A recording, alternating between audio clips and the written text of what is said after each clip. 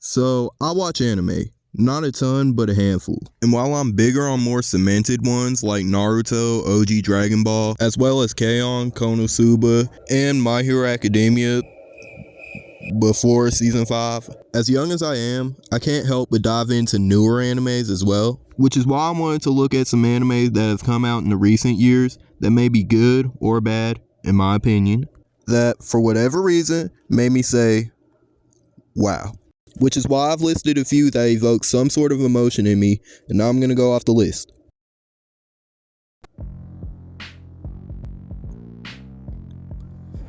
I don't remember why I first watched Bocchi the Rock, but I'm not disappointed that I did.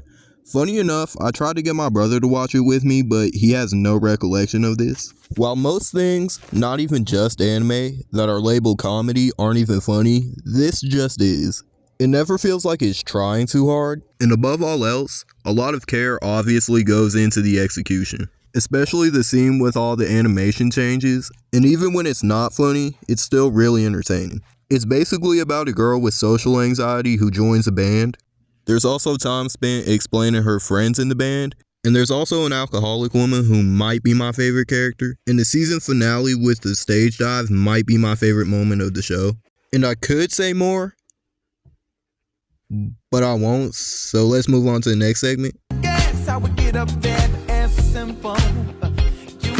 There's going to be a lot missing for this part because I know a lot more happens in the manga than in the anime, so I'll just be referring to the first 12 episodes of the anime.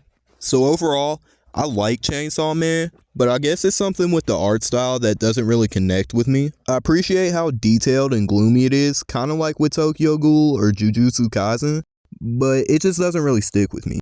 I do like the plot a lot more, and it doesn't hold back on any details whatsoever. The characters are dark and messed up, and the fan base is kind of weird too, since Makima has her own dedicated fans. Like, that's actually weird. Overall though, I can't say that I hate it. I think Aki is my favorite character, followed up by Power. It's basically about a dude who has to pay off his father's debt, but then he dies and gets merged with his pet, and now he's half man, half chainsaw. So he's Chainsaw Man. And then Bill Cosby hires him to fight demons, and that's basically the plot. Alright, next one.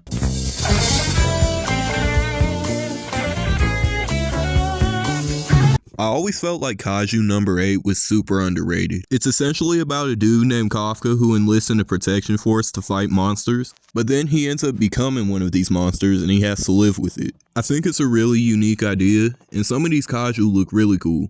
This is another one that I recommend to people who won't watch anything I tell them to, and to anybody who's into action and mindless violence. This one's really for them. Okay, next one.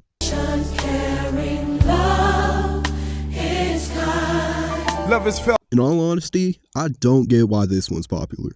While it attracted an audience noting its brain rot qualities, I think that the fact that it's supposed to be a comedy is often used to cover up the fact that it just doesn't make sense. And once you understand that random isn't comedy, there's just no point in really watching. But maybe it's because of how much I had to hear about it last summer, and how much that song was on my For You page. Even though, if that's the case, it still didn't live up to the hype. Because I can guarantee you half of the people who were memeing it to death didn't even watch it. Which kinda sucks, because even based off the trailer, I thought it was gonna be funny. And I don't want to sound like I'm being overly negative, because at least it's not boring. But at the same time, I just feel like the characters are very two-dimensional. Like, it feels like watching a puppet show, but it just doesn't make any sense whatsoever. Which, I guess is why it's on Tubi. Overall, I kinda see the appeal, but I wouldn't act like it's an objectively good show. I'm not sure that I really want to talk about the next one, but I'll do it anyways. I just wanna cross that river.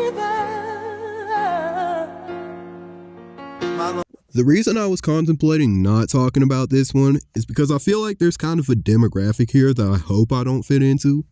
But I figured, you know what? We've cringed enough on this channel that I might as well. So this is probably the only romance anime that I've ever watched. And it'll probably stay that way because in general, I don't have that much of an interest in them. I think everybody knows the trope of how romance animes go, because usually it just feels like an episode of Love and Hip Hop Atlanta.